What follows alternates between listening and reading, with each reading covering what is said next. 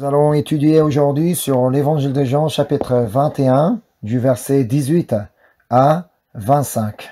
En vérité, je te le dis, quand tu étais plus jeune, tu te saignais toi-même et tu allais où tu voulais, mais quand tu seras vu, tu étendras tes mains et un autre te ceindra et te mènera où tu ne voudras pas. Il dit cela pour indiquer par quelle mort Pierre glorifierait Dieu. Et, ayant ainsi parlé, il lui dit, suis-moi. Pierre, s'étant retourné, vit venir après eux le disciple que Jésus aimait, celui qui, pendant le souper, s'était penché sur la poitrine de Jésus et avait dit, Seigneur, qui est celui qui te livre? En le voyant, Pierre dit à Jésus, et celui-ci, Seigneur, que lui arrivera-t-il? Jésus lui dit, si je veux qu'il demeure jusqu'à ce que je vienne, que t'importe, toi, suis-moi. Là-dessus, le bruit courut parmi les frères que ce disciple ne mourrait point. Cependant, Jésus n'avait pas dit à Pierre qu'il ne mourrait point. Mais, si je veux qu'il demeure jusqu'à ce que je vienne, que t'importe? C'est ce disciple qui rend témoignage de ces choses et qui les a écrites. Et nous savons que son témoignage est vrai. Jésus a fait encore beaucoup d'autres choses. Si on les écrivait en détail, je ne pense pas que le monde même pu contenir les livres qu'on écrirait. Amen. Nous sommes aujourd'hui à la conclusion de l'évangile de Jean. Si vous avez déjà lu les 4 évangiles, vous avez certainement remarqué que chaque évangile conclut d'une manière différente à l'autre. Par exemple, l'évangile de Matthieu conclut ainsi sa version. Donc on va aller voir l'évangile de Matthieu, chapitre 28, du verset 16 à 20. Les 11 disciples allèrent en Galilée, sur la montagne que Jésus leur avait désignée. Quand ils le virent, ils se prosternèrent devant lui, mais quelques-uns eurent des doutes. Jésus s'étant rapproché, leur parla ainsi, « Tout pouvoir m'a été donné dans le ciel et sur la terre. Allez, faites toutes les nations des disciples, les baptisant au nom du Père, du Fils et du Saint-Esprit, et enseignez-leur à observer tout ce que je vous ai prescrit. Et voici, je suis avec vous tous les jours jusqu'à la fin du monde. » Évangile de Matthieu conclut par le dernier ordre que Jésus a donné à ses disciples. C'est un ordre qu'on appelle autrement un ordre terrestre. C'était le dernier ordre que Jésus a donné sur la terre. Autrement, c'était un envoi. Jésus envoie ses disciples vers toutes les nations. Comme Jésus a dit, « Allez, faites toutes les nations des disciples, les baptisant au nom du Père, du Fils et du Saint-Esprit, et enseignez-leur à observer tout ce que je vous ai prescrit. » Jésus a donc voulu envoyer ses disciples vers les nations afin qu'ils puissent faire toutes les nations des disciples, les baptisant au nom du Père, du Fils et du Saint-Esprit, et qu'il les enseigne à observer tout ce qu'il leur a prescrit, parce qu'il sera avec eux tous les jours jusqu'à la fin du monde. Aujourd'hui, si les missionnaires peuvent accomplir leur mission sur le terrain des missions dans les 4 coins du monde, c'est grâce à cette promesse que Jésus a faite. Partout où ils sont, Jésus a promis qu'il sera avec eux tous les jours jusqu'à la fin du monde. Et la conclusion de l'évangile de Marc complète celle de Matthieu. On va aller voir l'évangile de Marc, chapitre 16, du verset 14 à 20. Enfin, il apparut aux 11 pendant qu'ils étaient à table et il leur reprocha leur incrédulité et la dureté de leur cœur parce qu'ils n'avaient pas cru ce qu'ils avaient vu ressusciter. Puis il leur dit, « Allez par tout le monde et prêchez la bonne nouvelle à toute la création. Celui qui croira et qui sera baptisé sera sauvé, mais celui qui ne croira pas sera condamné. Voici les miracles qui accompagneront ceux qui auront cru. En mon nom, ils chasseront les démons, ils parleront de nouvelles langues, ils saisiront des serpents, s'ils boivent quelque breuvage mortel, ils ne leur feront point de mal. ils imposeront les mains aux malades et les malades seront guéris. Le Seigneur, après leur avoir parlé, fut enlevé au ciel et il s'assit à la droite de Dieu. Et ils s'en allèrent prêcher partout. Le Seigneur travaillait avec eux et confirmait la parole par les miracles qui les accompagnaient. Comme nous pouvons le lire, même si Jésus a reproché l'incrédulité et la dureté du cœur de ses disciples, après avoir reproché, Jésus les envoie vers les nations. Parce que ça a été une affaire très importante. Et Jésus explique à nouveau à ses disciples qu'il est indispensable d'aller par tout le monde pour prêcher la bonne nouvelle à toute la création. Car celui qui croira et qui sera baptisé sera sauvé, mais celui qui ne croira pas sera condamné. Plus facilement, celui qui croira sera sauvé et pourra entrer dans le royaume des cieux, mais celui qui ne croit pas sera jeté au feu de Géhenne. Et Jésus donne un message très important pour ses disciples qui accompliront la mission. Qu'est-ce que Jésus dit? Voici les miracles qui accompagneront ceux qui auront cru. En mon nom, ils chasseront les démons, ils parleront de nouvelles langues, ils saisiront des serpents, s'ils boivent quelques breuvages mortels, ils ne leur feront point de mal. Ils imposeront les mains aux malades et les malades seront guéris. Jésus assure ses disciples que les miracles les accompagneront. Peut-être les disciples avaient certains doutes. Est-ce qu'on peut vraiment aller prêcher la bonne nouvelle partout où nous allons? Est-ce qu'on peut faire exactement comme Jésus? Mais Jésus les assure comme quoi ils pourront faire exactement la même chose que Jésus a fait sur la terre. Alors, le dernier verset de l'évangile de Marc explique ce qui s'est passé par la suite. Donc le verset 20. Et ils s'en allèrent prêcher partout. Le Seigneur travaillait avec eux et confirmait la parole par les miracles qui l'accompagnaient. Ainsi, il est important de savoir que notre Seigneur Jésus travaille aussi avec nous aujourd'hui. Ce n'est pas uniquement qu'aux disciples de Jésus, mais il travaille aussi avec les disciples de Jésus qui vivent à l'époque d'aujourd'hui.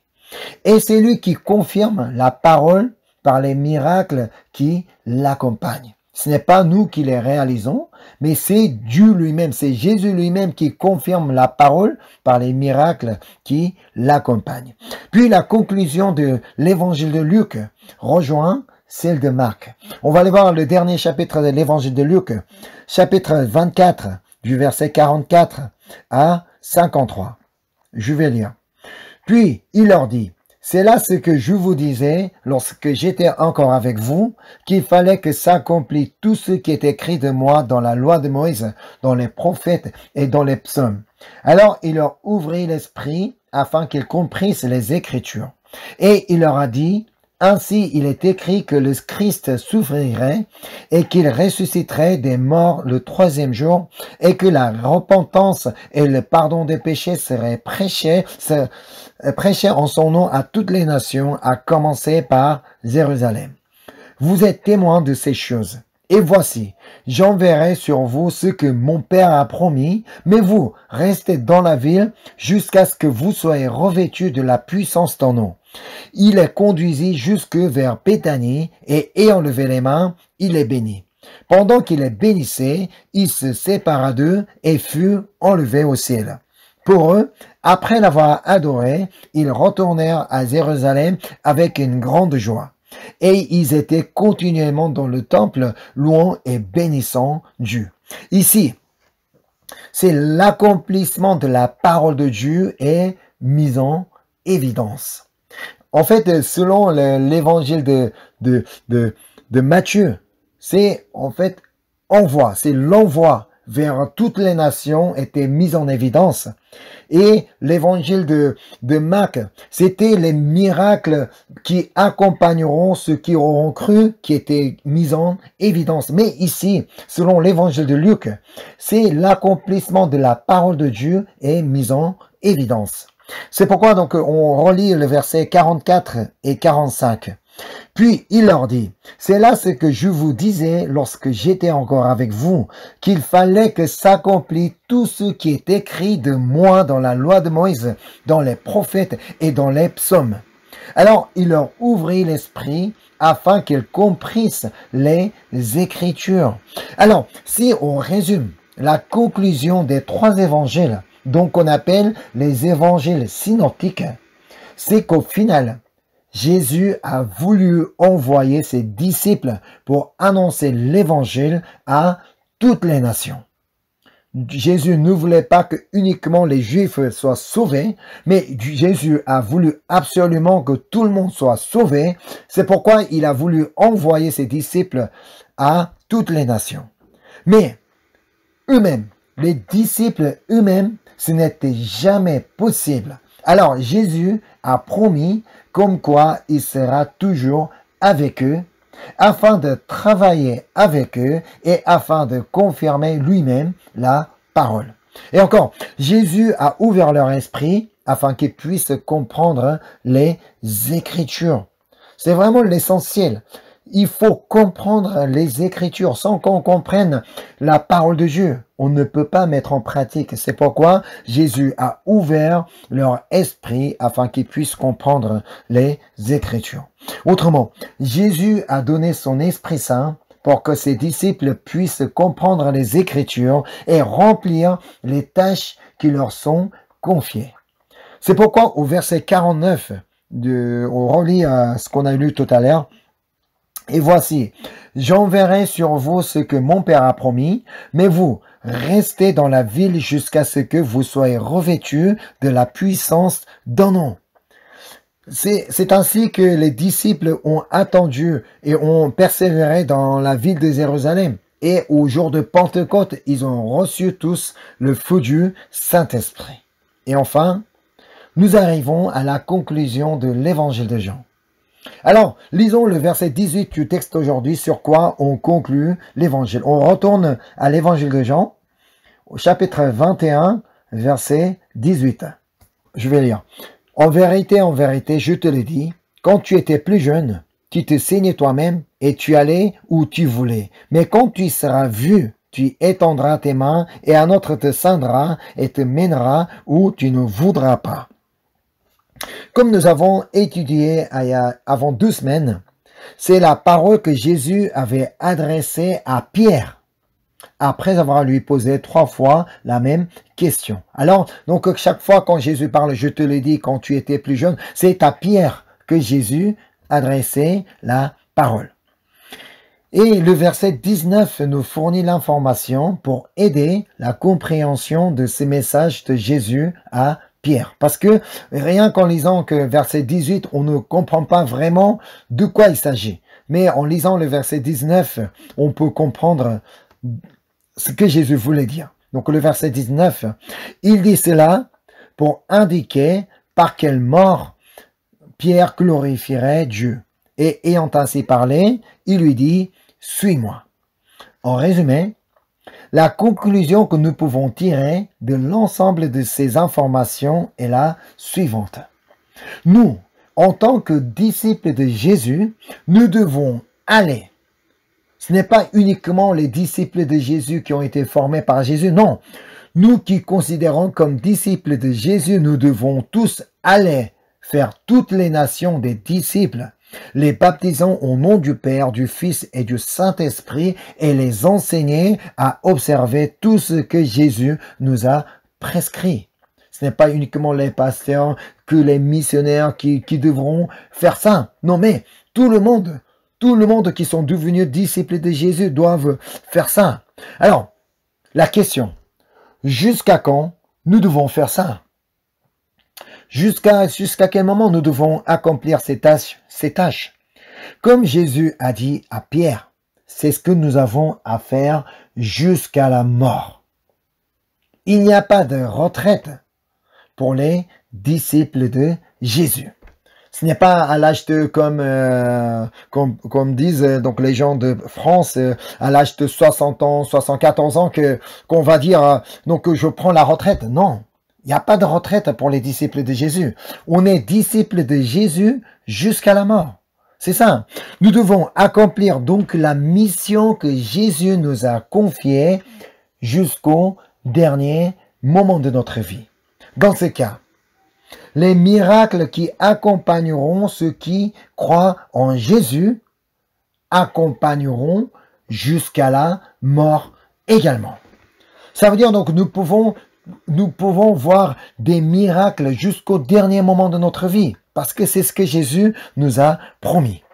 Jusqu'au dernier moment de notre vie, Jésus travaillera avec nous et c'est lui qui confirmera la parole par les miracles qui l'accompagnent.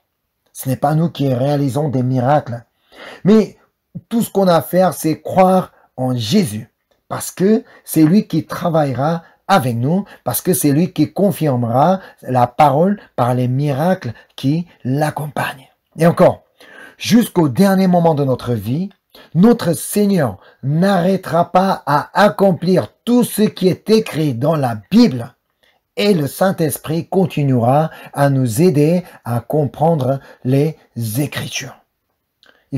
Il est sûr et certain que nous-mêmes, nous ne pouvons pas comprendre les Écritures. Ça veut dire la Bible, on ne peut pas comprendre. C'est pourquoi les non-croyants, lorsqu'ils lisent la Bible, ils disent que non, je comprends pas, mais j'ai du mal à comprendre ce qui est écrit dans la Bible. Parce qu'ils n'ont pas reçu le Saint-Esprit. Si aujourd'hui, si nous pouvons comprendre les Écritures, tout ce qui est écrit dans la Bible, c'est parce que le Saint-Esprit est là en nous. C'est le Saint-Esprit qui nous aide à comprendre les paroles de Dieu. Alors, tout ce qu'on a à faire aujourd'hui est suivre Jésus. C'est ce que Jésus dit à Pierre. Au verset 19, le verset 19 du texte aujourd'hui, il dit cela pour indiquer par quelle mort Pierre glorifierait Dieu. Et ayant ainsi parlé, il lui dit, « Suis-moi ». Comme a dit Jésus, tout ce que Pierre avait à faire était suivre Jésus jusqu'à la mort. D'ailleurs, c'est aussi tout ce qu'on a à faire dans notre vie. Nous existons pour suivre Jésus. Si Dieu nous a donné la vie aujourd'hui, c'est afin que nous puissions le suivre. C'est ça. Mais du coup, Pierre était curieux de l'avenir de Jean. C'est pourquoi il pose la question. Donc on va lire le verset 20 à 22 du texte aujourd'hui. Pierre, s'étant retourné, vit venir après eux le disciple que Jésus aimait, celui qui pendant le souper s'était penché sur la poitrine de Jésus et avait dit, « Seigneur, qui est celui qui te livre ?» En le voyant, Pierre dit à Jésus, « Et celui-ci, Seigneur, que lui arrivera-t-il » Jésus lui dit, « Si je veux qu'il demeure jusqu'à ce que je vienne, que t'importe, toi, suis-moi. » Encore une fois, Jésus fait comprendre à Pierre que ce qui est plus important dans sa vie, c'est qu'il suive Jésus jusqu'à la mort. Mais on peut lire dans la réponse de Jésus, comme quoi Pierre n'arrêtait pas se comparer avec Jean. C'est qu'il n'arrêtait pas de concurrencer avec Jean. C'est pourquoi il a tout de suite posé la question, « Eh Seigneur, si je meurs comme ça, alors lui, Jean-là, comment il va mourir ?» C'était ça la question de Pierre, parce qu'il le considérait comme un concurrent, parce qu'il n'arrêtait pas de comparer avec Jean. Mais non, en Jésus, nous, on ne peut pas avoir de concurrents. Nous sommes tous famille. Nous sommes tous des frères et des sœurs. On ne peut pas chercher à être meilleur que son frère ou sa sœur. Nous sommes tous enfants de Dieu. Alors, nous n'avons pas à concurrencer avec les frères et les sœurs dans la foi. Les églises n'ont pas à concurrencer, à comparer avec les autres églises. Parce que tout est en Jésus. C'est parce qu'on concurrence avec les autres qu'on n'arrête pas de juger et critiquer les autres. Parce qu'on veut être meilleur que les autres. Parce on se croit être supérieur aux autres. Non. C'est ce que faisaient les pharisiens. Ils n'arrêtaient pas de se comparer avec les autres. Moi, je suis mieux que celui-là, mieux que celui-là. Non. Il faut pas concurrencer avec qui que ce soit. Donc, il faut pas. C'est ainsi qu'on n'arrêtera pas de juger et critiquer les autres. Et encore, c'est parce que les églises concurrencent avec d'autres églises qu'on n'arrête pas juger et critiquer les autres églises. Jésus dit non à tout ça. Alors, on va aller voir Romains chapitre 14, verset 4. Je vais lire. Qui es-tu, toi qui juges un serviteur d'autrui? S'il se tient debout ou s'il tombe, cela regarde son maître. Mais s'il se tiendra debout, car le Seigneur a le pouvoir de l'affermir. On ne peut pas juger qui que ce soit. C'est pourquoi Jésus dit tout simplement, toi, suis-moi.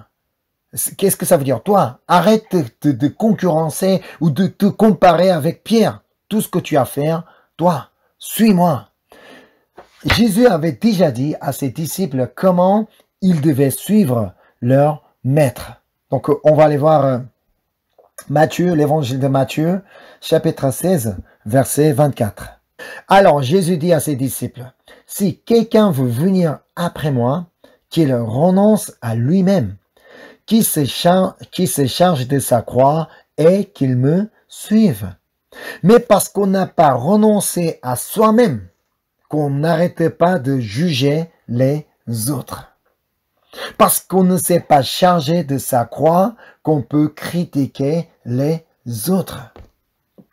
Comme je vous ai déjà expliqué au cas de crucifixion de Jésus, celui qui se charge de sa croix ne pourrait jamais se mêler les affaires des autres. Est-ce que vous pensez que Jésus, au moment où il montait vers le lieu nommé Golgotha en portant sa croix, pouvait-il juger ou critiquer quelqu'un? Jésus était déjà presque mort. Donc après avoir eu des coups de fouet, il a perdu beaucoup de sang. Il n'avait même pas la force pour soulever le bois. Et il avait du mal à monter. Mais cela, est-ce qu'il était capable de juger qui que ce soit? Est-ce qu'il était capable de critiquer qui que ce soit? Est-ce qu'il pouvait se comparer avec qui que ce soit? Non, c'était impossible. Parce que il s'est chargé de sa croix. Mais nous, si on passe notre temps à concurrencer avec les autres, à se comparer avec les autres. Celui-là, il est comme ça, mais pourquoi ma vie est comme ça? Non. Si on passe notre temps à juger et à critiquer les autres, mais pourquoi il est comme ça si on n'arrête pas de pointer les doigts? Parce qu'on n'a pas renoncé à soi-même et parce qu'on ne s'est pas chargé de sa croix. Parce qu'on reste en vie. C'est pourquoi il nous arrive de telles choses. Mais comme a confessé Paul, mais je suis mort en Christ et maintenant c'est le Christ qui vit en moi. Alors c'est là que si nous pouvons confesser ainsi, on va pouvoir arrêter de se comparer avec qui que ce soit et encore juger et critiquer les autres. Alors, je voudrais que nous puissions tous suivre Jésus en portant notre croix. Car c'est ainsi qu'on pourrait ni juger, ni critiquer, ni concurrencer avec qui que ce soit. C'est vraiment ce qu'on a à faire jusqu'à la mort. Mais ce n'est pas jusqu'à quelque temps qu'on va se charger de sa croix. Non, c'est jusqu'à la mort. Comme Jésus a porté sa croix jusqu'à la mort. C'est pareil pour nous. C'est la même chose. Bien sûr, il faut faire des disciples, les baptisant au nom du Père, du Fils et du Saint-Esprit et enseigner à observer tout ce que Jésus a prescrit. Mais tant qu'on ne se charge pas de sa croix pour suivre Jésus, on ne pourra jamais accomplir la mission que Jésus nous a confiée. Parce que nous, tant qu'on reste en vie, tant que ma personnalité reste en vie, tant que mon caractère reste en vie, je ne pourrai pas correctement faire des disciples. Je ne pourrai pas correctement aller annoncer l'évangile aux autres.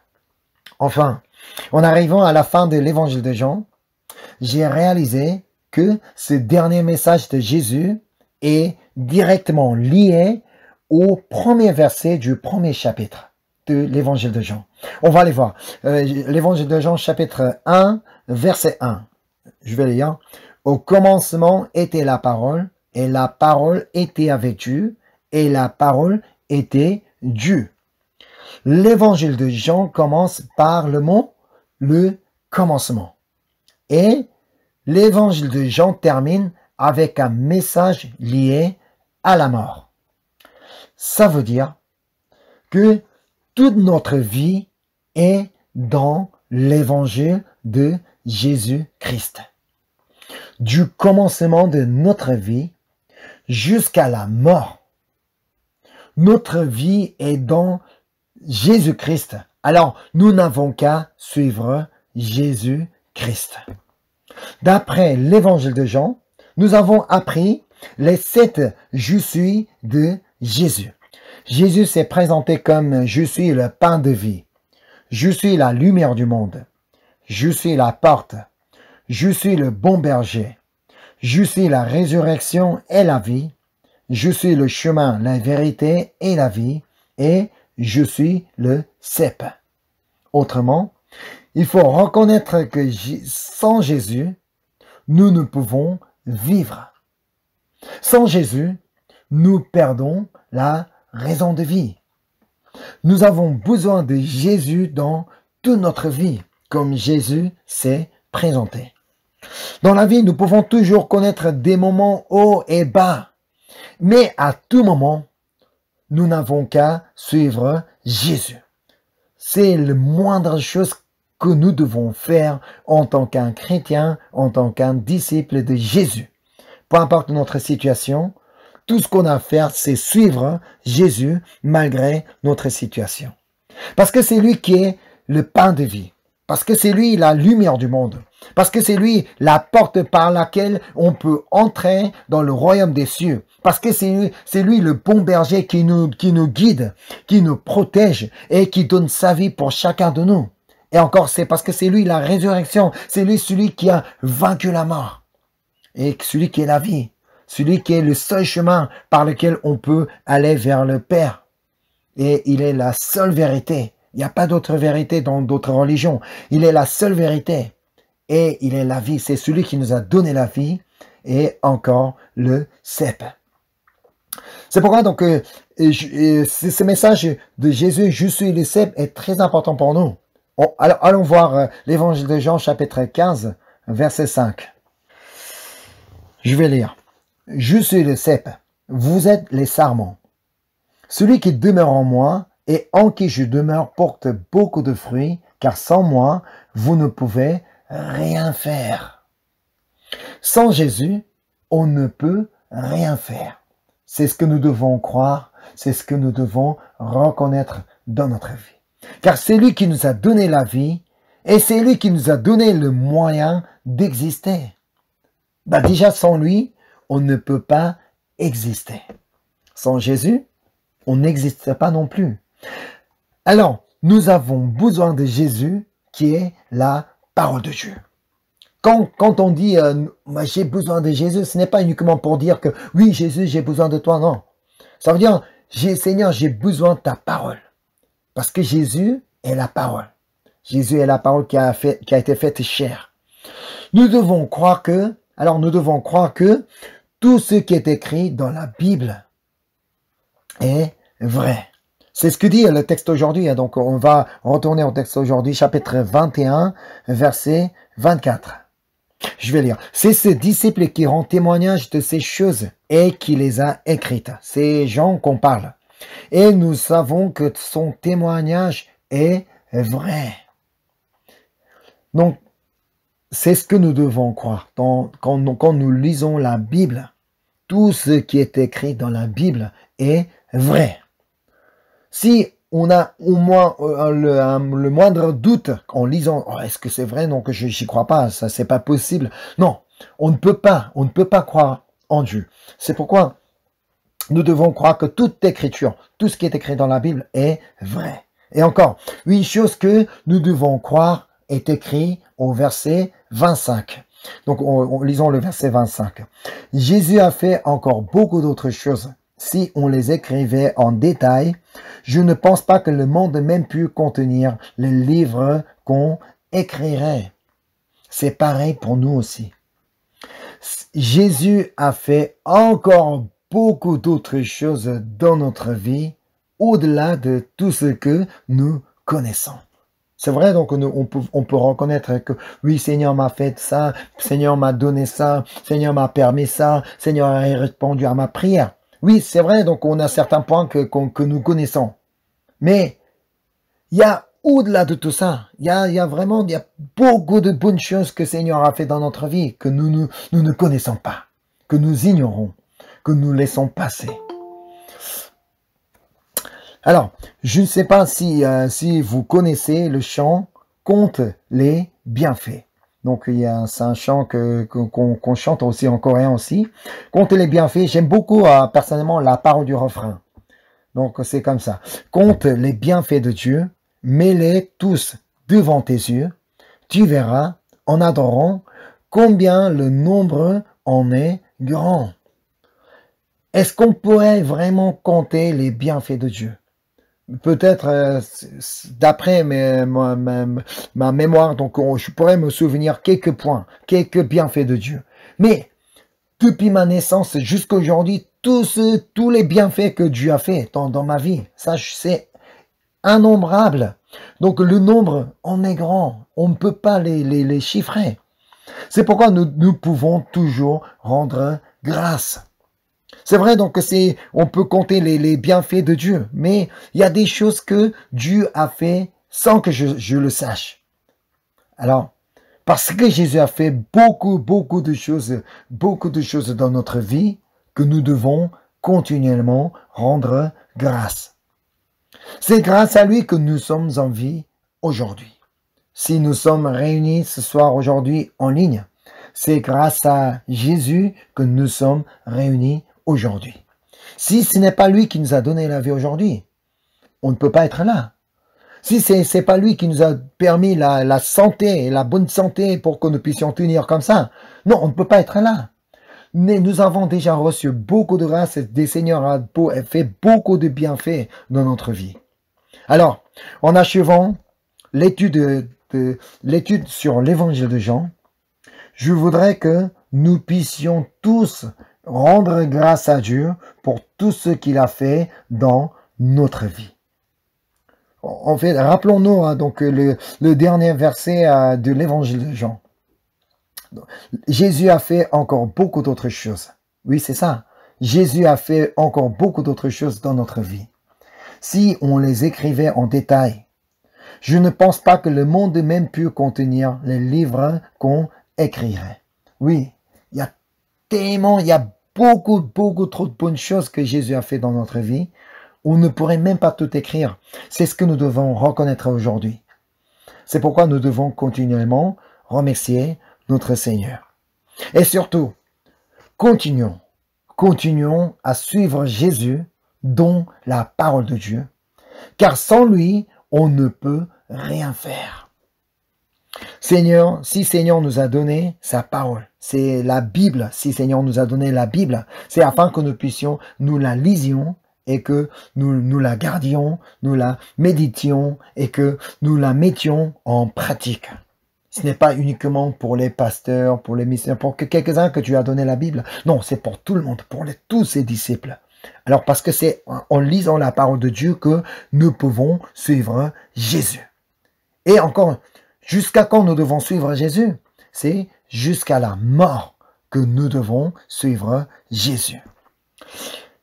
En fait, enfin, du commencement jusqu'à la fin. Depuis notre naissance jusqu'au dernier moment de notre vie, tout ce dont on a besoin, c'est Jésus. C'est vraiment, c'est le message que donne l'évangile de Jean aujourd'hui. Et encore, nous avons étudié donc tous ces chapitres, ces 21 chapitres pendant des mois, pendant très longtemps. En fait, parce que cet évangile est écrit pour nous faire comprendre que Jésus est tout pour chacun de nous. Sans Jésus, on n'est pas là. Sans Jésus, on n'existe pas. Sans Jésus, notre vie perd le sens de vie. On n'aura plus de raison de vie. C'est ça. Alors, encore une fois, du commencement jusqu'à la fin, tout ce dont on a besoin, c'est Jésus-Christ. Amen. Je vais prier. Merci Seigneur. Merci pour tout ce que tu as fait dans notre vie. Merci Seigneur de nous a donné ta parole. Et merci Seigneur pour ta grâce. Pendant que nous avons étudié l'évangile de Jean, Seigneur, tu nous as fait comprendre beaucoup de choses. Seigneur, tu nous as donné beaucoup de grâce. Seigneur, tu nous as donné vraiment des messages que nous devrons vraiment garder jusqu'à la fin de notre vie. Seigneur, comme nous avons étudié aujourd'hui, je voudrais vraiment que nous, tous hommes qui sont là, puissent te suivre jusqu'à la mort, Seigneur. Nous ne voulons pas arrêter de te suivre, mais nous voulons toujours suivre ta parole, et nous voulons toujours garder ta parole, et nous voulons toujours être auprès de toi, Seigneur. Merci encore une fois pour tout ce que tu as fait dans notre vie, et encore pour tout ce que tu vas faire dans notre vie. Merci, au nom de Jésus-Christ, je te prie. Amen.